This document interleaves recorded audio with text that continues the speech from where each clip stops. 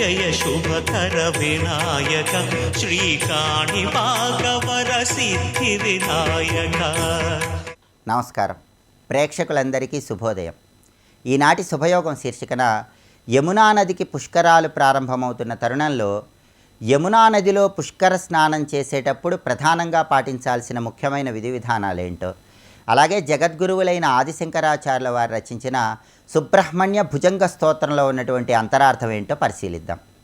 ప్రధానంగా దేవగురువైన బృహస్పతి మిథున రాశిలో నుంచి కర్కాటక రాశిలోకి మారటం వల్ల, బృహస్పతి కర్కాటక సంక్రమణం వల్ల యమునా నదికి పుష్కరాలు ప్రారంభమవుతున్నాయి.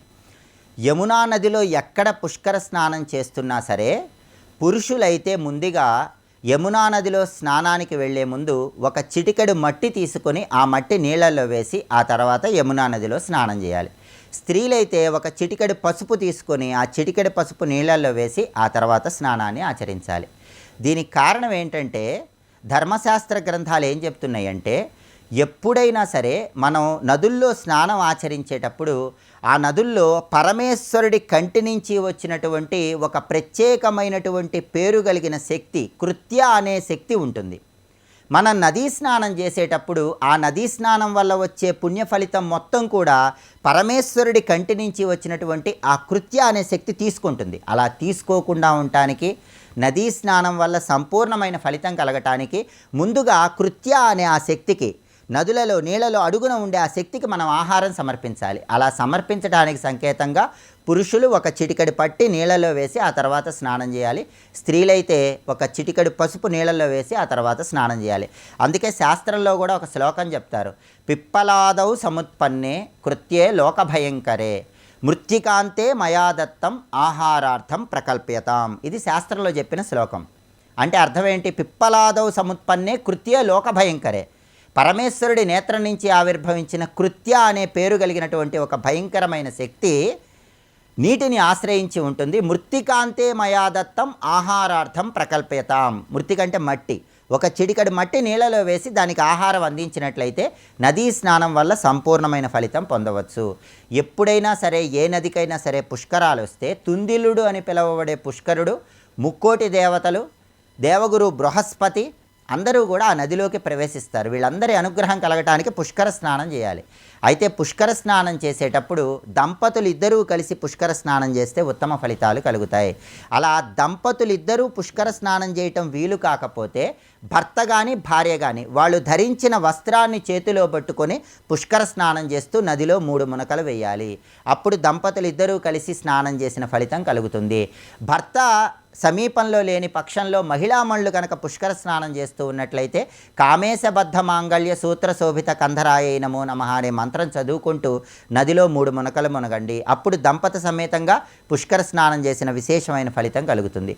ఎప్పుడైనా సరే పుష్కర స్నానం ఆచరించిన తర్వాత ఆ పుష్కర నది సమీపంలో ఇచ్చే దానాలు విశేషమైన శుభ ఫలితాలు కలిగింపజేస్తాయి. అన్నదానం కానీ, వస్త్రదానం కానీ, గోదానం కానీ, హిరణ్యదానం కానీ, తిలదానం కానీ, ఏ దానమైనా సరే పుష్కర నది సమీపంలో చేస్తే ఉత్తమ ఫలితాలు కలుగుతాయి. అలాగే పితృదేవతలకు శ్రాద్ధ కర్మలు నిర్వహించే వాళ్ళు కూడా ఆ పుష్కర నదికి సమీపంలో శ్రాద్ధ కర్మలు నిర్వహించేటప్పుడు, పిండ ప్రదానం చేసేటప్పుడు మామూలు సమయంలో కంటే కొంచెం తక్కువ ఆకారంలో ఉండే పిండాలను ఏర్పాటు చేయాలి. ఆమలకము అంటే ఉసిరికాయ ఎంత ఆకారంలో ఉంటుందో ఆ ఆకారంలో పిండాలు ఏర్పాటు చేసి పితృదేవతలకు సమర్పించాలని పుష్కర మహత్యం మనకు తెలియజేస్తుంది. ఈ విధి విధానాలు పాటించండి. ఇవన్నీ ఆచరించలేని వాళ్ళు జగద్గురువులైన ఆదిశంకరాచార్యుల వారు రచించిన పుష్కరాష్టకాన్ని పుష్కరాల సందర్భంగా పఠించినా కూడా పుష్కర స్నానం చేసిన విశేషమైన ఫలితం కలుగుతుంది. అలాగే ఆదిశంకరాచార్యుల వారు సుబ్రహ్మణ్య భుజంగ స్తోత్రం చేస్తూ మృగాహ పక్షిణౌ దంశకాయే చ దుష్ట తదా వ్యాధయో బాధకే ఏమదంగా భవచ్చక్తి తీష్ణాగ్ర భిన్నాసు దూరే వినశ్యంతుతే చూర్ణిత క్రౌంచ శైల అంటూ తిరుచెందూరు క్షేత్రంలో ఉన్న సుబ్రహ్మణ్య స్వామిని ప్రార్థించారు. అంటే ఈ శ్లోకంలో ఉన్న అర్థం ఏంటంటే, స్వామి మృగాహ పక్షిణాహ దంశకాయచ దుష్ట తదా వ్యాధయో బాధకే ఏమదంగా. అంటే మృగాల వల్ల కానీ, జంతువుల వల్ల కానీ, పక్షుల వల్ల కానీ, ఇతర ప్రాణుల వల్ల కానీ నాకు ఎటువంటి బాధలు నా శరీరానికి ఎదురవుతున్నా భవచ్చక్తి తీష్ణాగ్ర భిన్నాసు దూరే వినశ్యంతుతే చౌర్ణిత క్రౌంచశైల. క్రౌంచగిరిని ఛేదించిన స్వామి నీ చేతిలో ఉన్న బల్లెంతో ఆ బాధలన్నీ పోగొట్టు. నీ చేతిలో ఉన్న బల్లెంతో నాకున్న అనారోగ్య సమస్యలని పటాపంచలు చెయ్యి అంటూ ఆదిశంకరాచార్యుల వారు సుబ్రహ్మణ్య స్వామిని మనందరి తరపున ప్రార్థిస్తున్నారు.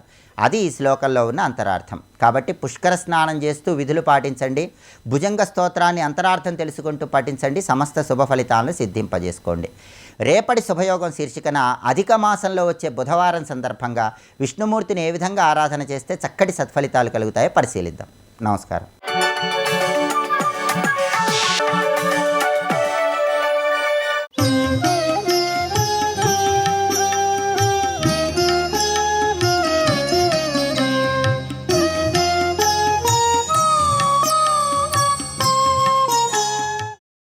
యమునాతట నికట స్థిత బృందావన కాననే మహారమ్యే తిష్టం తం ఘననీలం కృష్ణం శ్రీవాసుదేవమవలంబే.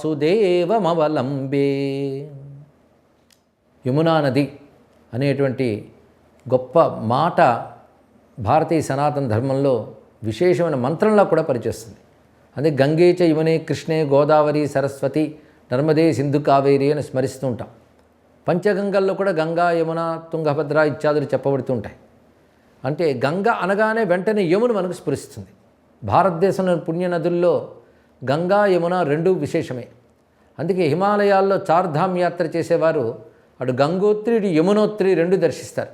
అంటే గంగ మనకి ఉద్గమించి కనిపించే చోటు గంగోత్రి అయితే యమును కూడా ఆవిర్భవించిన చోటు యమునోత్రి అంటున్నాం. ఈ రెండు హిమాలయాల్లో పుట్టినవే. అందుకే రెండిటికి సోదర బంధం లాంటిది కనబడుతుంటుంది. యమునా నది యొక్క విశేషం ఏంటంటే యమున సూర్యపుత్రి అని చెప్పబడుతుంది. అంటే సూర్యుని యొక్క తనయ.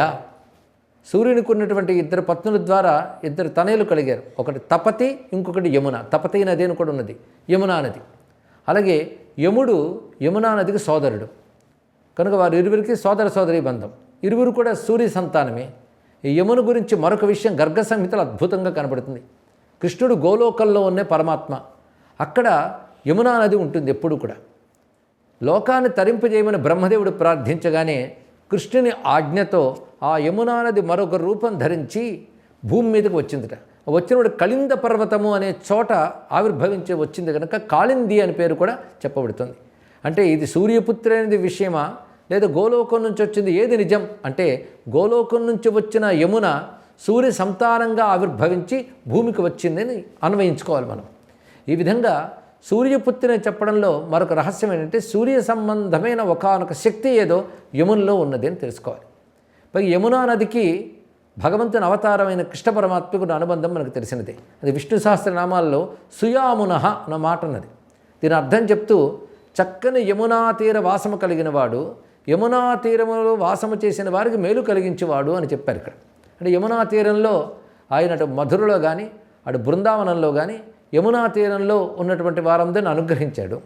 ఆ గోకులంలో ఆవిర్భవించిన గోపికలకు గోవులకు మాత్రమే కాకుండా అక్కడున్న స్థావరమైనటువంటి వృక్షాదులకు కూడా ముక్తినిచ్చాడు భగవానుడు. అక్కడున్న గోపికలు మొదలైన వారు కృష్ణుడిని ఎంత భక్తితో సేవించుకున్నారో యమునా నది కూడా అంత భక్తిగా సేవించుకున్నది.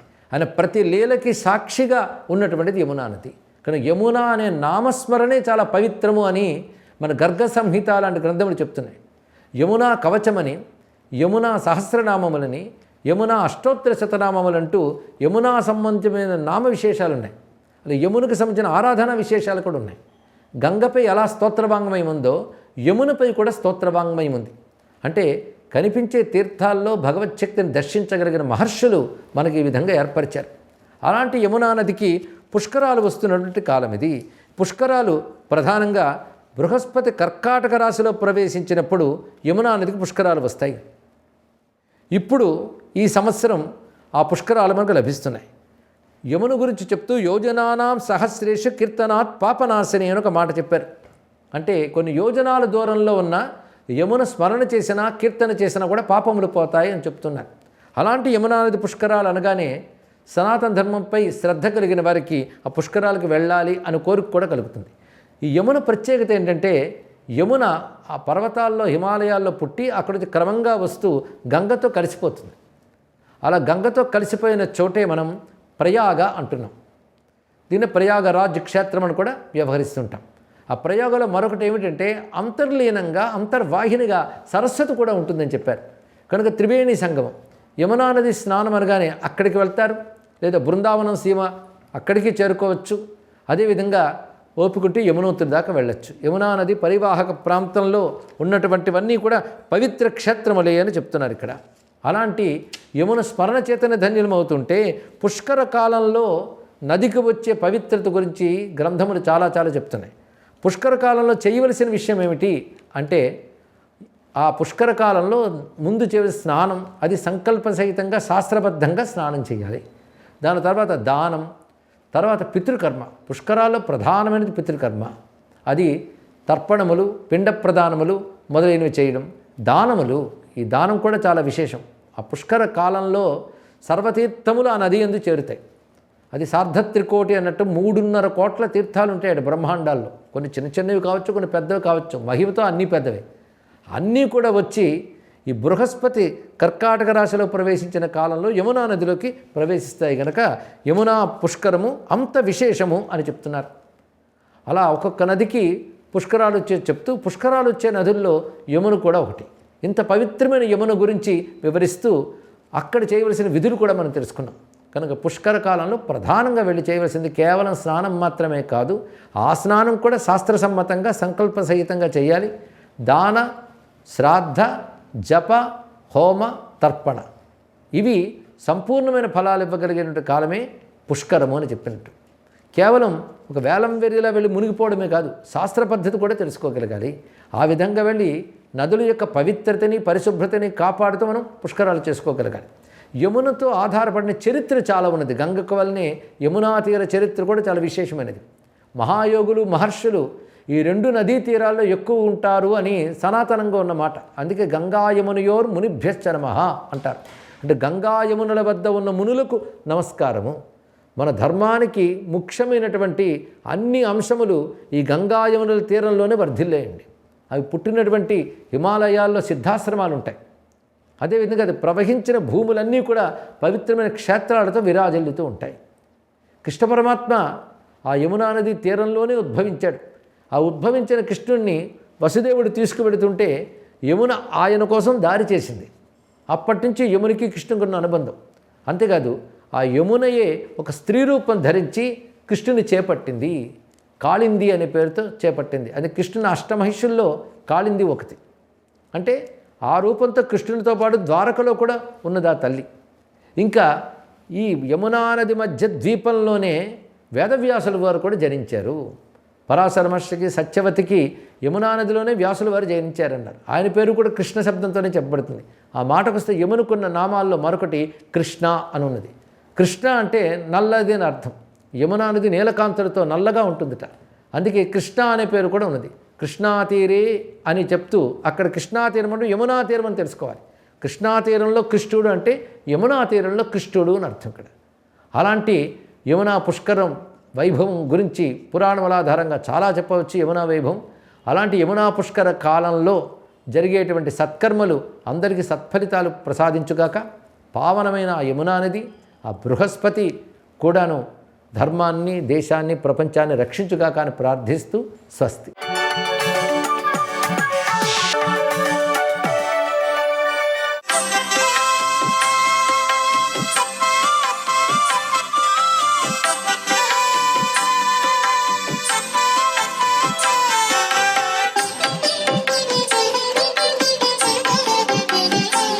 ఓం నమో నారాయణాయ, ఓం నమశివాయ, శ్రీమాత్రే నమః. ఈరోజు నుంచే పరమ పవిత్రవంతమైనటువంటి యమునా నది పుష్కర ప్రారంభం. పుష్కర స్నానం పుణ్యస్నానం అని శాస్త్రం. పుష్కర సమయంలో ముక్కోటి నదీ జలాలన్నీ కూడాను ఆ యమునా నది దగ్గరికి వచ్చి ఉంటాయి. ఇది గొప్ప వరం.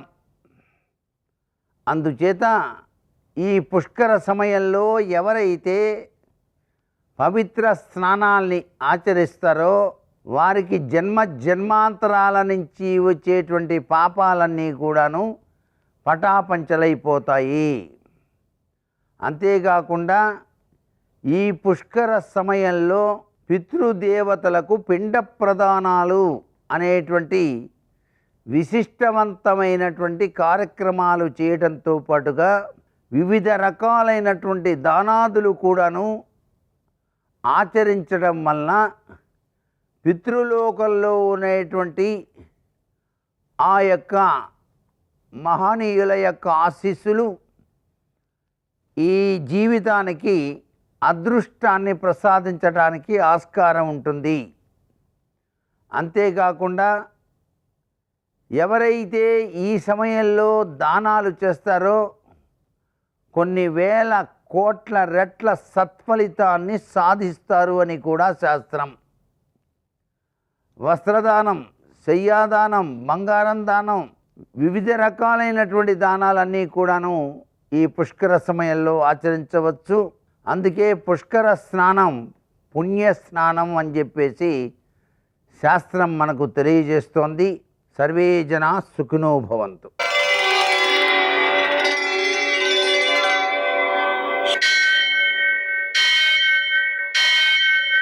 सहस्रशीर्षं देवं विश्वाक्षं विश्वशम्भुवं विश्वं नारायणं देवमक्षरं परमं पदं विश्वतः परमां नित्यं विश्वं नारायणगुं हरिं विश्वमेवेदं पुरुषस्तद्विश्वमुपजीवति पतिं विश्वस्यात्मेश्वरगुं शाश्वतगुं शिवमच्युतं नारायणं महाज्ञेयं विश्वात्मानं परायणम्.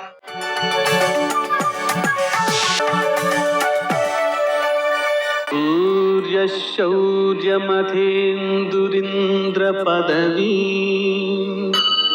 सन्मङ्गलं मङ्गलम्. మర్కటేశ మహోత్సాహ సర్వశోక వినాశన శత్రువును సంహర మాం వృక్షశ్రియం దాపయమే ప్రభో. నేటి కాలమాన విశేషాలను గమనిద్దాం. స్వస్తి శ్రీ చాంద్రమాన పరాభవనామ సంవత్సరం ఉత్తరాయణం గ్రీష్మ ఋతువు అధిక జ్యేష్ఠ మాసం కృష్ణపక్షం మంగళవారం. సూర్యోదయం 5:45 సూర్యాస్తమయం 6:43. తిథి విదియ రాత్రి 7 గంటల వరకు. నక్షత్రం మూల రాత్రి 10:05 వరకు. వర్జం రాత్రి 8:17 నుంచి 10:05 వరకు. దుర్ముహూర్తం ఉదయం 8:21 నుంచి 9:12 వరకు. మరల రాత్రి 11:08 నుంచి 11:52 వరకు. అమృతకాలం మధ్యాహ్నం 2:54 నుంచి 4:42 వరకు. రాహుకాలం మంగళవారం కాబట్టి మధ్యాహ్నం 3 నుంచి 4:30 వరకు. అష్టకవర్గ రీత్యా శుభప్రదమైన సమయం ఉదయం 11 గంటలకి. నేటి ముఖ్య విశేషం తెలంగాణ రాష్ట్ర అవతరణ దినోత్సవం సందర్భంగా రాష్ట్ర ప్రజలందరికీ ఈటీవీ ప్రేక్షకులకు శుభాకాంక్షలు. నేటి విశేషం మంగళవారం. అలాగనే యమునా నది పుష్కర ప్రారంభం. ఈ రోజున ప్రారంభించి 12 రోజుల పాటు యమునా నదిలో స్నానం చేయడం ద్వారా సకల తీర్థాలలోనూ స్నానం చేసిన సత్ఫలితం సిద్ధిస్తుంది. పుష్కరుడు అన్ని తీర్థాలతోనూ కూడా వచ్చి అక్కడ నివసిస్తాడు ఆ నదిలో. ఆ కారణంగా ఆ నదిలో స్నానం చేసినట్లయితే సకల తీర్థాలలోనూ స్నానం చేసిన ఫలితం వస్తుంది. అంతకు మించి మహాత్ములు చాలామంది ఈ సమయంలో స్నానానికి వస్తూ ఉంటారు. వారు నిజానికి నదీ జలాలను ఇంకా ఉత్తమంగా చేయడం కోసం, పవిత్రం చేయడం కోసం, పుణ్యప్రదంగా చేయడం కోసం వస్తారు. కాబట్టి ఆ సమయంలో మనం కూడా స్నానం చేయడం ద్వారా ఆ పవిత్రతను మనం పొందే అవకాశం ఏర్పడుతుంది. అలాగనే మంగళవారం కాబట్టి అప్పు తీర్చడానికి మంచిది, అప్పు చేయకూడదు. అలాగే శ్రీ గణేశ రుణం చెంది అనే మంత్రాన్ని జపించుకోవడం ద్వారా 10 రకాల రుణాలు తీరిపోతాయి.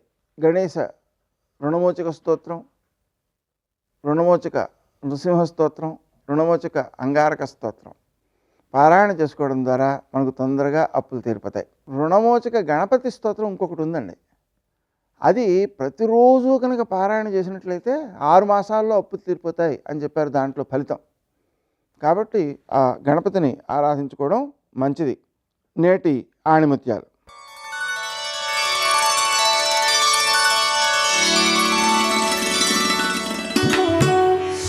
మనశ్శాంతి కావాలంటే ఇతరుల దోషాలను ఎంచవద్దు, మన దోషాలను మనం సరిదిద్దుకోవాలి.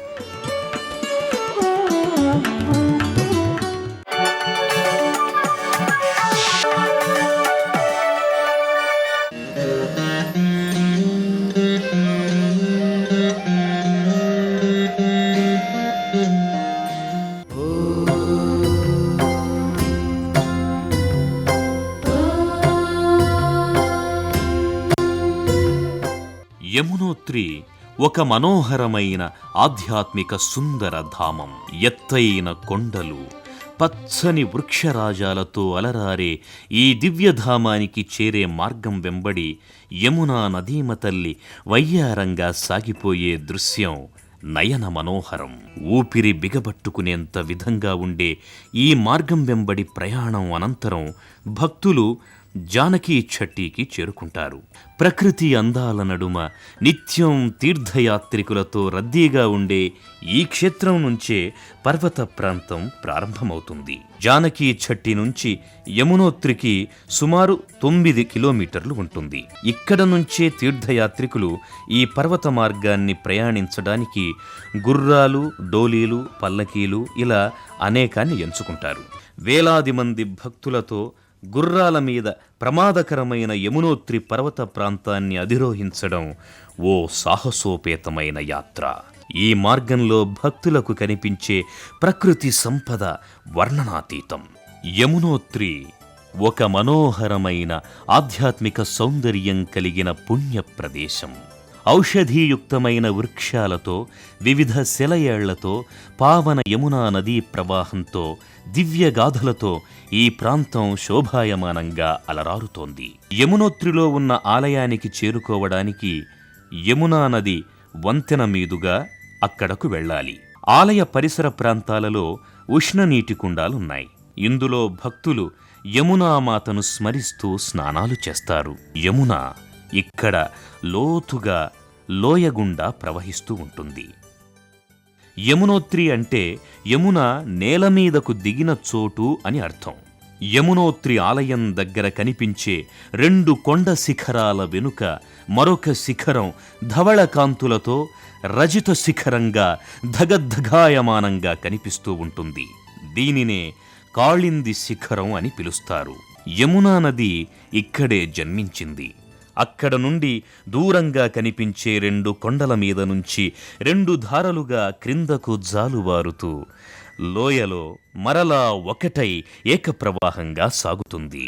భూలోకంలో ఉన్న మానవులను తరింపజేయడానికి ఋషుల అభ్యర్థనతో యమున నదీ రూపాన్ని పొంది హిమాలయాల నుంచి ప్రవహించి తన జన్మను సార్థకం చేసుకుంది.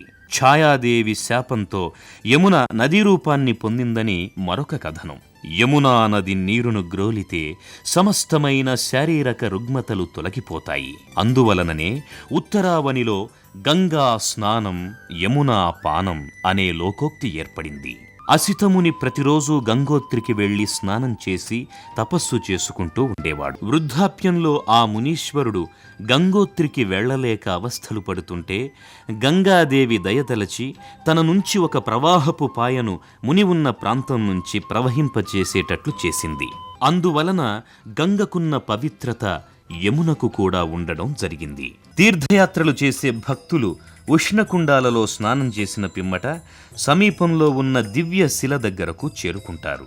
ఒక శిలాఫలక వేదిక మీద యమునా నదీమాత విగ్రహం చెక్కబడి ఉంటుంది. ఈ అమ్మవారి పాదాల చెంత నుంచి వేడి నీళ్లు పైకి ఎగజిమ్ముతూ ఉంటాయి. దివ్యశిలకు దగ్గరలో మరొక ఉష్ణకుండం ఉన్నది. దీనినే సూర్యకుండమని, తప్తకుండమని పిలుస్తారు. ఈ కుండంలోని నీళ్లు బాగా మసలుతూ ఉంటాయి. భక్తులు బియ్యం గాని, బంగాళాదుంపలు గాని మూటగట్టి నీళ్లల్లో దింపి 5 నిమిషాలు ఉంచితే చక్కగా ఉడికిపోతాయి. వీటిని ఆలయంలోకి తీసుకువెళ్లి అమ్మవారికి నైవేద్యంగా సమర్పిస్తారు. ఇదే ప్రాంగణంలో విష్ణుకుండం, ద్రౌపదీ కుండాలు కూడా భక్తులకు దర్శనమిస్తాయి. సూర్యకుండానికి వామభాగంలో దివ్యమైన యమునామాత ఆలయం భక్తికి సాకారంగా కనిపిస్తుంది. గర్భగుడిలో కృష్ణశిల రూపంలో యమునామాత దివ్య విగ్రహాన్ని దర్శించిన భక్తులు ఆనంద పారవస్యం చెందుతారు. అనేక విధాలుగా స్తుతించి ధన్యులవుతారు. యమునోత్రి దివ్యక్షేత్రం నిత్యం భక్తులతో రద్దీగా ఉంటుంది. యమునోత్రి ప్రాంతం భక్తికి ముక్తికి సోపానం. యమునోత్రి క్షేత్రాన్ని దర్శించిన, యమునా ఆలయాన్ని వీక్షించిన, యమునా జలాన్ని త్రాగిన, స్నానం చేసిన అఖండమైన పుణ్యం లభిస్తుంది.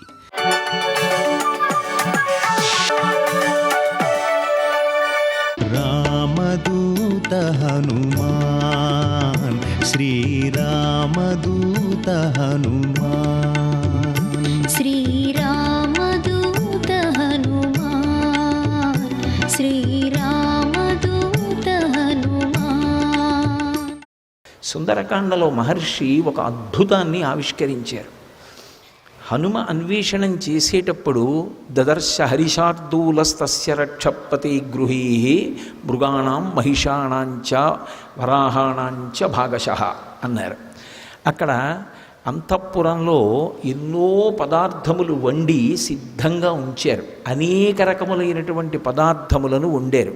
అవి మూతలు తీసి ఉన్నటువంటి కారణం చేత, కొంతమంది కొంత తిని విడిచిపెట్టినటువంటి కారణం చేత ఎంత గొప్ప సువాసనలు వస్తున్నాయంటే, తల్లి బిడ్డని భోజనానికి పిలిచినప్పుడు ఎంత ప్రేమతో పిలుస్తుందో అంత ప్రేమగా రా నన్ను తిను, రా నన్ను తిను అని పిలుస్తున్నట్లుగా వస్తున్నాయిట వాసనలు.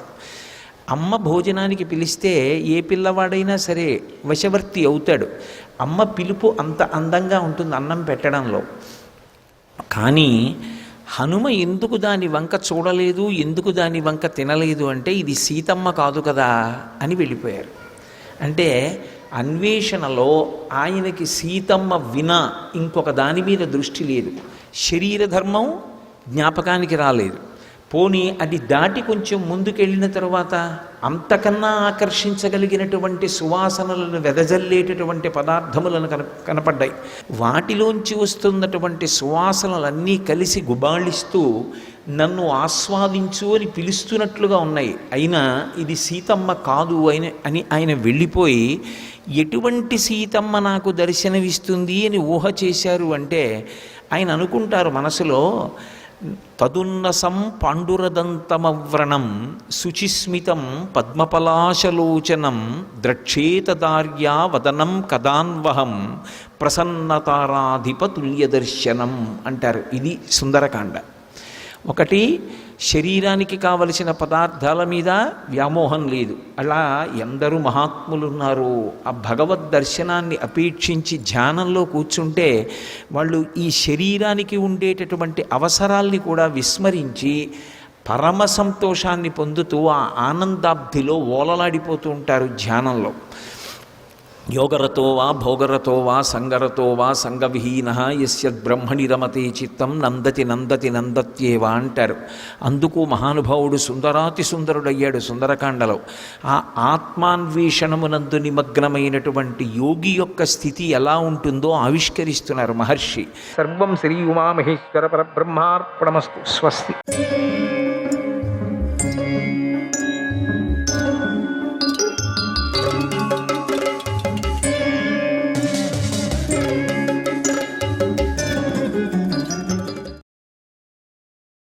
బంగారం పొదిగిన శస్త్రాలను ఇచ్చాడు. యజ్ఞ తోరణాలకు వీలైనటువంటి 14 తాళాలను కూడా ఇచ్చాడు. మణులు అలంకరించిన బంగారు పల్లకిలను ఇచ్చాడు. విలువైన కిరీటాలను ఇచ్చాడు. బంగారు కుండలాలను ఇచ్చాడు. బంగారు పుష్పాలు ఇచ్చాడు. మాలలు ఇచ్చాడు. చంద్రుడిలాగా తెల్లగా ఉన్న శతావర్త శంఖాలను కూడా ఇచ్చాడు. పరిమళభరితమైన చందనాన్ని ఇచ్చాడు. రత్నాలు, బంగారం, వస్త్రాలు, ఇలా వివిధ వస్తు సామాగ్రిని కానుకలుగా ఇచ్చాడు. తన ఇంట్లో ఉండిందంతా ఇచ్చేశాడేమో అట్లా ఇచ్చాడు. అంత సంతోషం. ఎందుకంటే కృష్ణుడు అంటే తెలుసు ఎవరు అని. చందనం, అగురు కొయ్యలు, దివ్యాభరణాలు, చాలా విలువైన వస్తువులు, పట్టుబట్టలను సంతోషంగా ఇచ్చాడు. ఘటోత్కచుడు విభీషణుడికి నమస్కారం చేసి ఆయనకు ప్రదక్షిణం చేసి బయలుదేరాడు. ఈ కానుకలన్నిటినీ 88 మంది రాక్షసులు ఎంతో సంతోషంగా మోసుకొని ఘటోత్కచుని వెంట వచ్చారు. అందరూ సముద్రాన్ని దాటి సహదేవుడి వద్దకు రాసాగారు. అందరూ వచ్చారు. ఇక్కడ సహదేవుడు కానుకలు మోసుకొని వస్తున్నటువంటి ఆ రాక్షసులను ఘటోత్కచుడిని చూశారు. ఆ రాక్షసులు అతి భయంకరంగా ఉన్నారు. వారిని చూసి ద్రావిడ సైనికులు భయపడి నలుదిక్కులకు పారిపోయారు.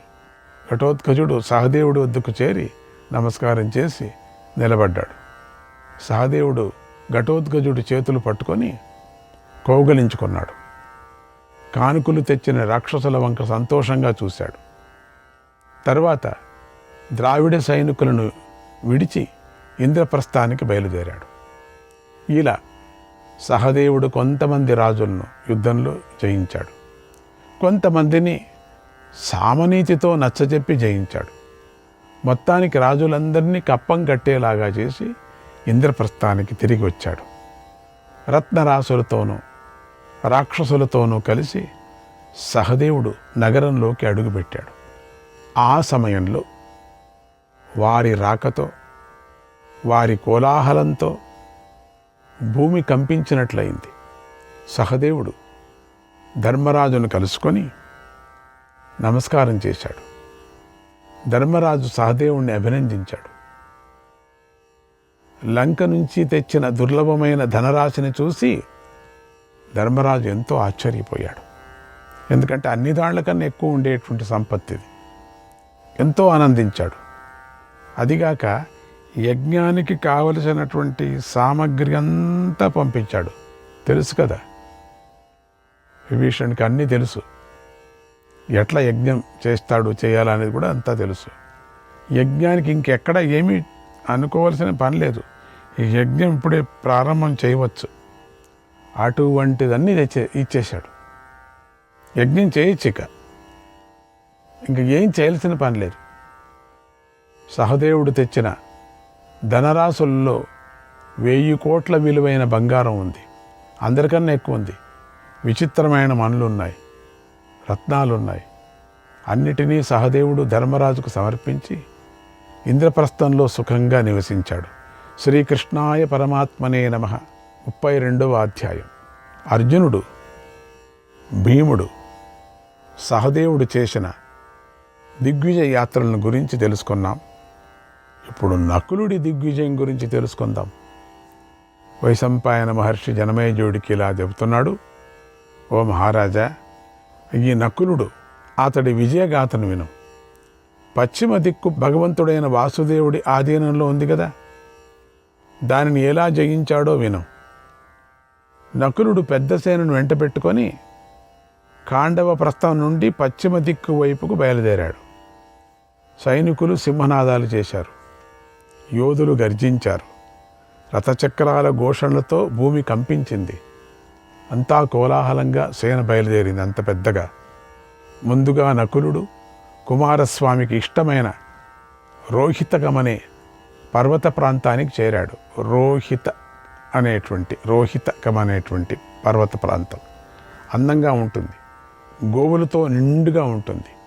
అక్కడ నకులుడికి మత్త మయూరకులనే రాజులతో ఘోర సంగ్రామం జరిగింది. ఆ యుద్ధంలో వారిని జయించి చక్కని మరిభూమిని, ధాన్యంతో తులతూగే శైర్షికాన్ని, మహోత్త దేశాన్ని వశం చేసుకున్నాడు. మరుభూమి ఆక్రోశుడి వశంలో ఉంది. అతడు నకులుడితో ఘోరమైన యుద్ధం చేసి ఓడిపోయాడు. తర్వాత నకులుడు దశార్ణ దేశాన్ని ఓడించాడు. శిబి, త్రిగర్త, అంబష్ట, మాళవ, పంచ, కర్పట, మాధ్యమిక దేశాలను జయించాడు.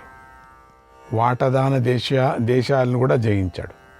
మళ్ళీ అక్కడి నుంచి దాన్ని వశం చేసుకొని అక్కడి నుంచి చుట్టూ తిరిగి వచ్చి పుష్కరారణ్యంలో నివసిస్తున్న ఉత్సవ సంకేతులు అనేటువంటి పేరు గల గణాలను అదుపులోకి తెచ్చుకున్నాడు. సముద్ర తీరంలో నివసించే గ్రామీణ్యులు అనేటువంటి పేరు గల క్షత్రియుల్ని జయించాడు. సరస్వతీ నదీ తీరాన గల శూద్రాభీర గణాలను జయించాడు. మత్స్య సంపద మీద ఆధారపడి జీవించే పల్లె వారిని జయించాడు. పల్లె వారిని అంతా జయించాడు. ఇతర ప్రాంతీయ వాసులను ఓడించి వశంలోకి తెచ్చుకున్నాడు. పంచనద దేశాలు మొత్తాన్ని, అమర పర్వతాన్ని, ఉత్తర జ్యోతిషాన్ని, దివ్య కటాన్ని, ద్వారపాల నగరాలను కూడా అతి స్వల్ప సమయంలోనే గెలిచాడు. పశ్చిమ దిక్కులో ఉన్నటువంటి రామఠ, హార, హూణ రాజులందరినీ కూడా ఆజ్ఞతోనే జయించాడు. తన ఆధీనంలోకి తెచ్చుకున్నాడు వీళ్ళందరూ. శ్రీకృష్ణుడి వద్దకు దూతను పంపాడు. శ్రీకృష్ణుడు ప్రేమతో నకులుడి శాసనాన్ని అంగీకరించాడు శ్రీకృష్ణుడు. తర్వాత నకులుడు శాకల దేశాన్ని గెలిచాడు. శ్రీకృష్ణుడు ఏమీ మాట్లాడకుండా ఒప్పేస్తున్నాడు. మాతృదేశానికి వెళ్ళి ప్రేమతో మేనమామ అయినటువంటి శల్యుణ్ణి జయించాడు. వాళ్ళంతా ఊరికి ఓడిపోయారు. శల్యుడి నుండి రత్నరాసులను గ్రహించి ముందుకు వెళ్ళారు. చిత్ర మార్గాలను తెలిపినటువంటి సముద్ర మధ్య వాసులను జయించాడు. భయంకరులు, మ్లేచ్చులు, బర్బరులు, కిరాతులు, యవనలు, శకునలు జయించి ఇంద్రప్రస్థం వైపుకు బయలుదేరాడు. నకులుడు తాను గ్రహించిన రత్నరాసులన్నిటినీ గున్న ఏనుగుల సహాయంతో తెచ్చాడు. శ్రీకృష్ణుడు చాలా రత్నాలు ఇచ్చాడట. అవి పాప ఆ గున్న ఏనుగులు మొయలేక అతి కష్టం మీద మోసుకుంటూ తెచ్చాయి. నకులుడు ధర్మరాజును చేరి ధనాన్ని అంతా అప్పగించాడు. ఇలా నకులుడు ఇదివరకే వాసుదేవుడు జయించిన పడమర దిక్కును జయించాడు. ఇంద్రప్రస్థంలో సుఖంగా ఉన్నాడు. ఇంతటితో మనకు దిగ్విజయ పర్వం అనేటువంటి సమాప్తం అవుతున్నది. శ్రీకృష్ణాయ పరమాత్మనే నమః. 33వ అధ్యాయం. పాండవులు భూమిని జయించారు. దిగ్విజయంగా చక్కగా పాలించసాగారు. ధర్మరాజు భీముడు మొదలైన తన నలుగురు తమ్ములతో కలిసి ప్రజలందరినీ ప్రేమగా చూసుకున్నాడు, ఆదరించాడు. ప్రజలందరికీ సంతోషం కలిగించాడు. ఎవరితోనూ శత్రుత్వం పెట్టుకోలేదు. అందరికీ మేలు చేయటంలోనే దృష్టి పెట్టాడు. కోశాగారంలోని ధనాన్ని దాన ధర్మాలు చేయించాడు. ధర్మరాజు నోటి నుంచి ధర్మము అనే మాట తప్ప మరో మాట రాలేదు. అలా చల్లగా చూసుకుంటున్న తమ ప్రభువులపై ప్రజలు ప్రేమాభిమానాలను పెంచుకున్నారు. ధర్మరాజు పట్ల అనురాగం కలిగి ఉన్నారు. ఏ ఒక్కడూ ధర్మరాజును ద్వేషించలేదు. అందుకే ధర్మరాజు అజాతశత్రువు అయ్యాడు. ధర్మరాజు ప్రజలను రక్షిస్తున్నాడు. సత్యవ్రతాన్ని పాటిస్తున్నాడు. శత్రువులను నాశనం చేస్తున్నాడు. ఇలా చల్లగా చూస్తూ ఉండటంతో ప్రజలు నిశ్చింతగా జీవించారు. తమ తమ పనుల పట్ల శ్రద్ధ, ఆసక్తులను కూడా చూపించారు. ధర్మరాజు ప్రజల వద్ద న్యాయంగా పన్నును గ్రహించాడు. ధర్మంగా వ్యవహరించాడు. అందుచేత కోరినప్పుడల్లా మేఘాలు వర్షించాయి. గ్రామాలు, పల్లెలు, నగరాలు అన్నీ ధనధాన్యాలతో నిండుగా ఉన్నాయి. గోరక్షణ బాగుంది, వ్యవసాయం బాగుంది, వ్యాపారం బాగుంది. అన్ని పనులు చక్కగా సాగుతున్నాయి. రాజు చేసే పుణ్యం వల్ల అన్ని విశేషమైన ఫలాలను ప్రసాదించాయి. చోరులు, మోసగాళ్ళు లేరు. రాజుకు విశ్వాసంగా ఉండేవారు అసత్యం మాట్లాడలేదు. అక్కరలేని మాటలు వినిపించలేదు. ప్రజలు కూడా ఎప్పుడూ అసత్యం మాట్లాడలేదు. అవర్షం చాతి వర్షం చ వ్యాధి పావకమూర్ఛనం సర్వమేతదా నాసీద్ ధర్మనిత్యే యుధిష్ఠిరే. ధర్మరాజు ఎల్లప్పుడూ ధర్మమందే ఆసక్తి కలిగి ఉన్నాడు. ఆయన రాజ్యంలో అతివృష్టి, అనావృష్టి లేవు, వ్యాధులు లేవు, అగ్ని మొదలైన ఉపద్రవాలు లేవు. అసలు ఆ మాటలే వినపడలేదు, ఆ విచారమే లేదు. దోపిడీలు, దొంగతనాలు, అగ్ని ప్రమాదము ఇవన్నీ లేవు. రాజులు తమ బాధ్యతను పాటించటానికి, కానుకలు ఇవ్వటానికి, సంతోషం కలిగించటానికి మాత్రమే వచ్చారు. యుద్ధం కోసం కానీ, కుట్రలు కుతంత్రాలను చేయటం కోసం కానీ రాలేదు. కప్పం కట్టడానికి క్యూ నిల్చున్నారట రాజులు. తొందరగా మా కప్పం ఎప్పుడు తీసుకుంటారా లోపలికి అని. ఇలా ధర్మంగా సంపాదించిన ధనంతో కోశాగారం బాగా వృద్ధి చెందింది. ఎంత ఖర్చు పెట్టినా మళ్ళీ వస్తుంది. అక్షయ పాత్రలాగా ఉంది. 100 సంవత్సరాలు దానం చేసినా కూడా ఆ ధనం తరగదు. అంతగా ధనం ఉంది. ధర్మరాజు తన కోశాగారంలోని అన్నవస్త్రాల గురించి, ధనరాశుల గురించి క్షుణ్ణంగా పరిశీలించి తెలుసుకున్నాడు. ఇక రాజసూయాగం చేయవచ్చు అని నిశ్చయించుకున్నాడు. అదే యోచన ఆయనకు. అదే సమయంలో ధర్మరాజు యొక్క మేలును కోరుకునేటువంటి వారందరూ కలిసి ఒకే మాట చెప్పారు. ఓ ధర్మరాజా, నువ్వు రాజసూయం చేయటానికి తగిన సమయం వచ్చింది కనుక యజ్ఞం చేయటానికి ప్రయత్నించు అని అన్నారు. అందరూ ధర్మరాజుకు చెబుతున్న సమయంలో శ్రీకృష్ణుడు అక్కడికి వచ్చాడు. ఆయన మామూలుగా అందరికీ కూడా కనిపించడు కదా, అందుచేత ఆయన దర్శించటం కూడా కష్టం కదా. జగతస్తస్తుషాం శ్రేష్ఠ ప్రభవశ్చాప్యయశ్చ భూతభవ్య భవన్నాథ కేశవ కేశి సూదన.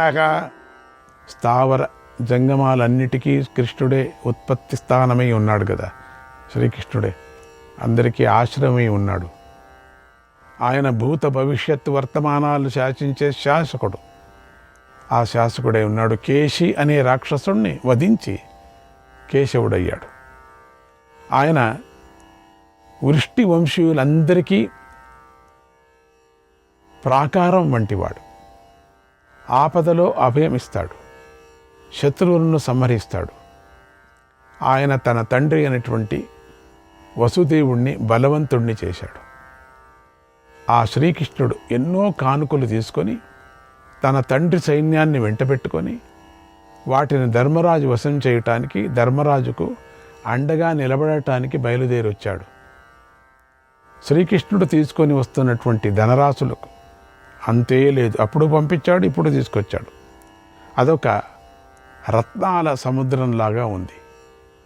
దాన్ని తీసుకొని కృష్ణుడు ఇంద్రప్రస్థంలోకి అడుగుపెట్టాడు. అప్పటికే ధర్మరాజు యొక్క ధనాగారం నిండిపోయింది. ఇంకెక్కడ పెట్టుకుంటాడు? అయినా కృష్ణుడు తన అక్షయ ధనరాశులతో ధర్మరాజు కోశాగారాన్ని నింపాడు. అది అక్షయం, నింపిన కొద్దీ ఉంటుంది, తీసిన కొద్దీ వస్తుంది. శ్రీకృష్ణుడు రాకతో శత్రువులకు శోకము, భయము పెరిగిపోయాయి. పాండవులకు ఆనందం ఉప్పొంగిపోయింది. అందరి ముఖాలు సంతోషంతో కళకళలాడాయి. ధర్మరాజు కృష్ణుణ్ణి ఎంతో ప్రేమతో ఆదరించాడు. యథావిధిగా స్వాగత సత్కారాలు చేశాడు. క్షేమ సమాచారాలను అడిగి తెలుసుకున్నాడు. శ్రీకృష్ణుడు సుఖంగా కూర్చున్న తరువాత ధౌమ్యుడు, వ్యాసుడు మొదలైన ఋషుల సమక్షంలో తన 4 తమ్ముళ్లతోనూ కలిసి ధర్మరాజు శ్రీకృష్ణుడితో ఇలా అన్నాడు. ఓ కృష్ణ, నీ దయ వల్లే ఈ భూమి నాకు వశమై నా ఆధీనంలోకి వచ్చింది. నిన్ను సేవించటం కోసమే అనేక ధనరాశులన్నీ నా వద్దకు చేరాయి. నేను ఈ ధనమంతా బ్రాహ్మణులకి ఇస్తాను, అగ్నిదేవుడికి కొంత సమర్పిస్తాను, యజ్ఞం ద్వారా అందరికీ సమర్పిస్తాను. అందుకోసమే ఇప్పుడు నీతోనూ నా తమ్ముళ్ళతోనూ కలిసి యజ్ఞం అదే యోచన ఆయనకి. యజ్ఞాన్ని చేయాలనుకుంటున్నాను కనుక ఈ కోరిక తీర్చు, ఈ యాగం చేయటానికి అనుమతించు. తద్దీక్షాప గోవింద త్వమాత్మానం మహాభుజ త్వయిష్టవతి దాశార్హ విపాప్మా భవితాహ్యహం. ఓ గోవింద, స్వయంగా మీరే యజ్ఞ దీక్షను గ్రహించండి. ఎందుకంటే మీరు యజ్ఞం చేస్తే నేను పాపం లేనివాడిని అవుతాను, లేదా మీ చేతి నుండే నాకు యజ్ఞ దీక్షను ఇవ్వండి. నా తమ్ముళ్ళతో కలిసి యజ్ఞం చేయటానికి అనుమతి ఇవ్వండి అని ప్రార్థించాడు. అప్పుడు శ్రీకృష్ణుడు రాజసూయ యాగం యొక్క విశిష్టతను చెప్పి ఇలా అన్నాడు. మహారాజా, చక్రవర్తి కావటానికి నువ్వే యోగ్యుడివి, తగిన వాడివి. ఇక దీక్ష తీసుకో. నువ్వు దీక్షను స్వీకరిస్తే మేమందరం నీ పనిని సాధించి పెడతాం. ఇక నీ కోరికను తీర్చుకో. నేను నీకెప్పుడూ శుభం చేయటానికే సిద్ధంగా ఉన్నాను. నాకు తగిన పనిని అప్పగించు, నేను మీ అందరి మాటలు పాటిస్తానన్నాడు. ధర్మరాజు, ఓ ఋషికేశ, నా కోరిక తీర్చటానికే నువ్వు ఇక్కడికి వచ్చావు తెలుసు నాకు. మా సంకల్పాలన్నీ తీరిపోయాయి. నాకు తప్పక యాగసిద్ధి లభిస్తుంది, ఇది సత్యం అన్నాడు. తర్వాత ధర్మరాజు శ్రీకృష్ణుని మాట ప్రకారం తమ్ముళ్లతో కలిసి రాజసూయాగం చేయటానికి తగిన సామగ్రిని సిద్ధం చేసుకోసాగాడు. సహదేవుణ్ణి మంత్రులను పిలిచి ఇలా ఆజ్ఞాపించాడు. శ్రీకృష్ణాయ పరమాత్మనే నమః.